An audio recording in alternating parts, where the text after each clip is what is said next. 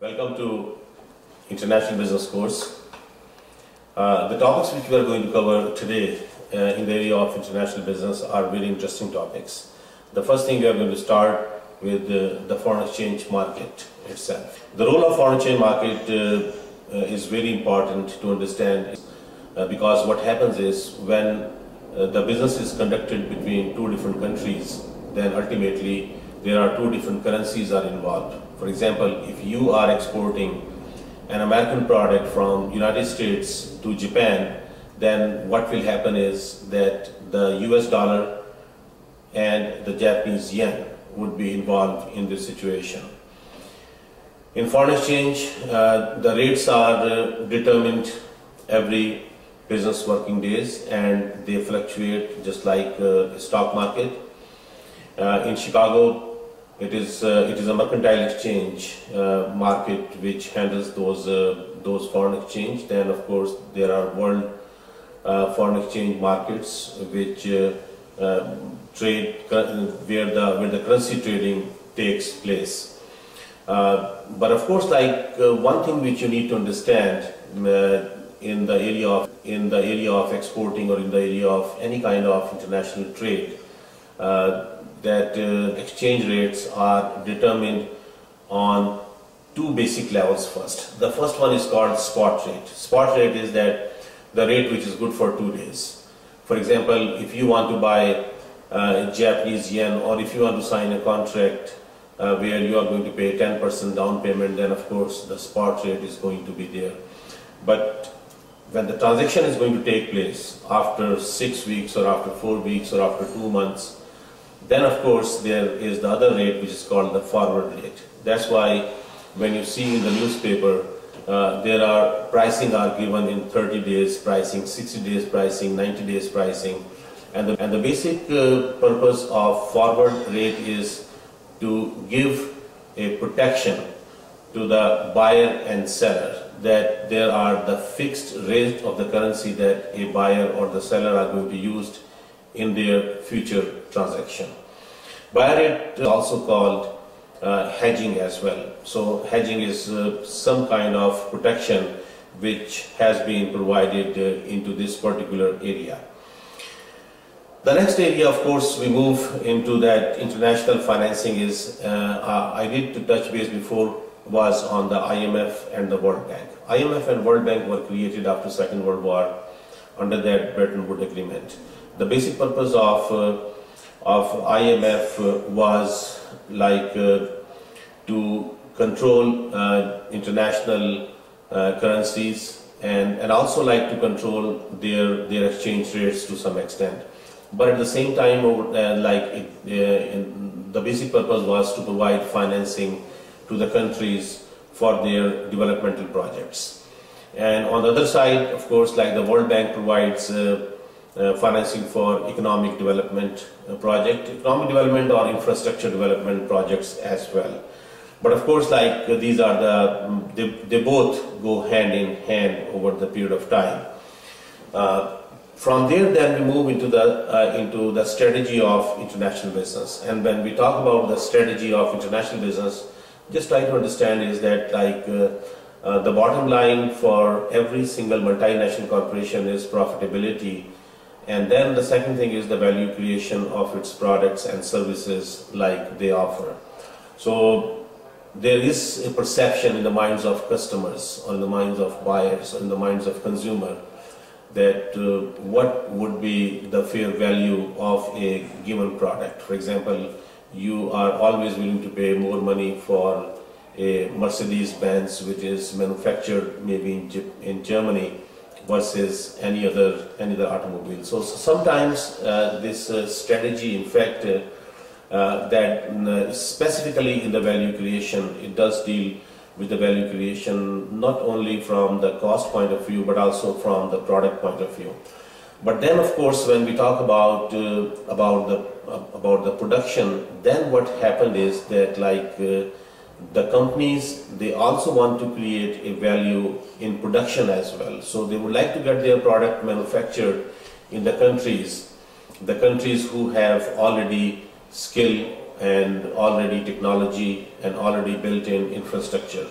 So these are the strategies that organizations like they use over the period of time, and of course, like logistics does play a major role into this area, because what happens is that, for example, components may be manufactured in Asia, and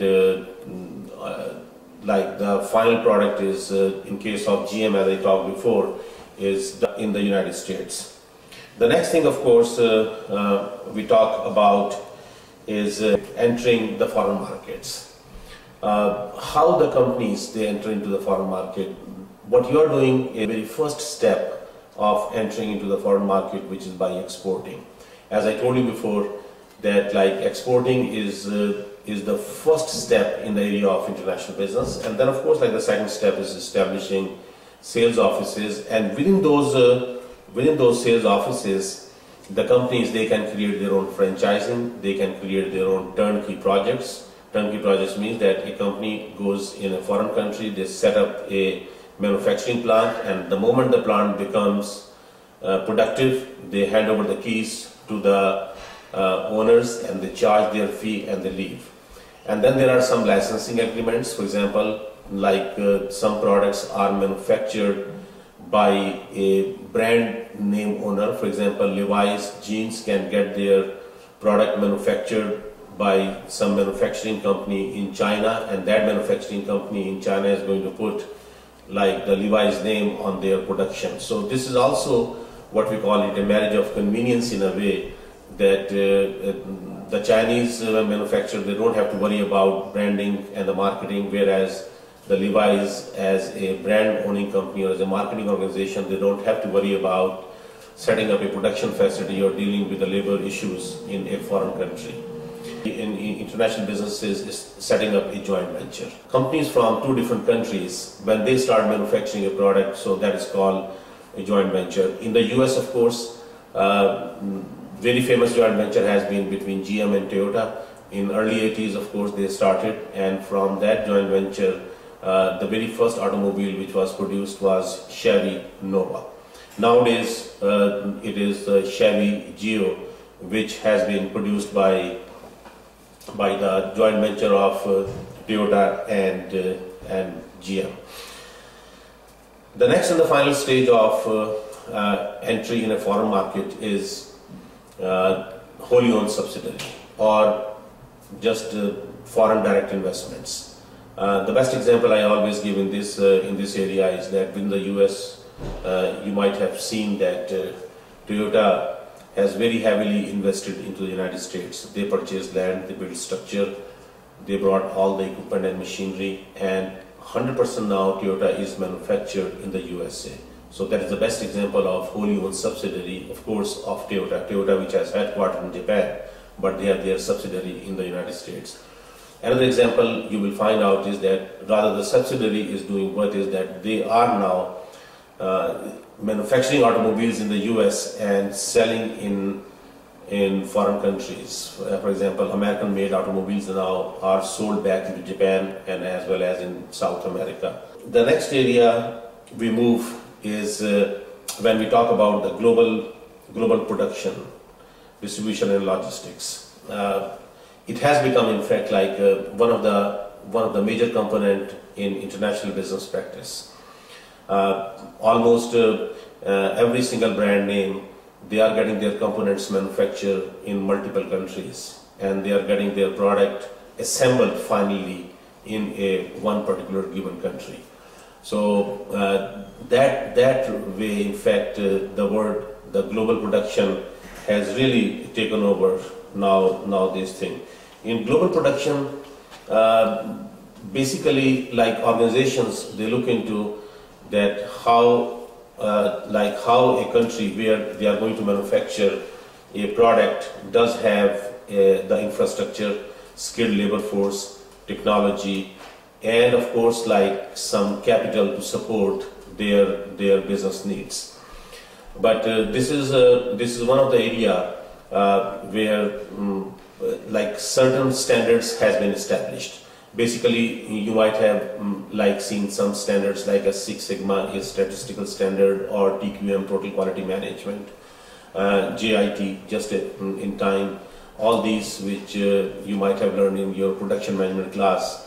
But there is one standard which I would like to explain to you right now, that is called ISO 9000. ISO 9000 basically a European standard in fact, and it is kind of giving a foreign company a certificate that that particular organization is capable of manufacturing a particular product. So ISO certification could be given into any kind of manufacturing, from beverages to chemicals to pharmaceuticals to personal care.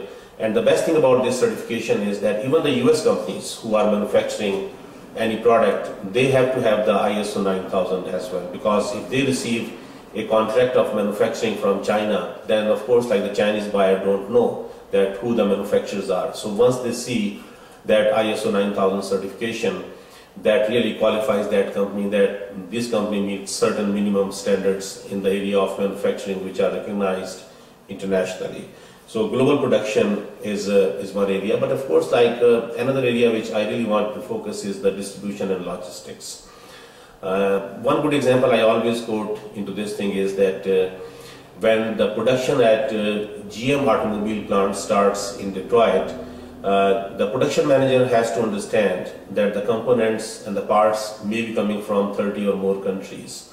So ultimately what happens is there is an element of global production, there is an element of global distribution also, that all the parts, they have to come from different parts of the world, has to be delivered at a plant in Detroit on a particular given date and a particular given time, so that the production, or in this particular case we can say the assembly of an automobile could take place. So understanding of global logistics also becomes very important. And when we talk about the global logistics, then there are multiple ways that the product move globally. Of course, by air, by sea, by road, by rail, and if it is liquid or gas shaped, then by pipe. There are many villages in Africa and Asia where there are no transportation system or no link to the roads, and ultimately buyers from those areas, they take all their daily needs product through the use of carts or animal. We got to understand that very important is segmentation.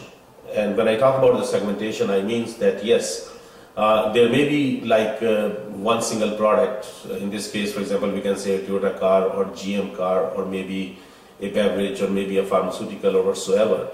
But of course, like that product is being marketed in different segments. And when I talk about the international segments, then I mean that Africa as a continent, Asia as a continent, South America as a continent, North America as a continent, Europe as a continent.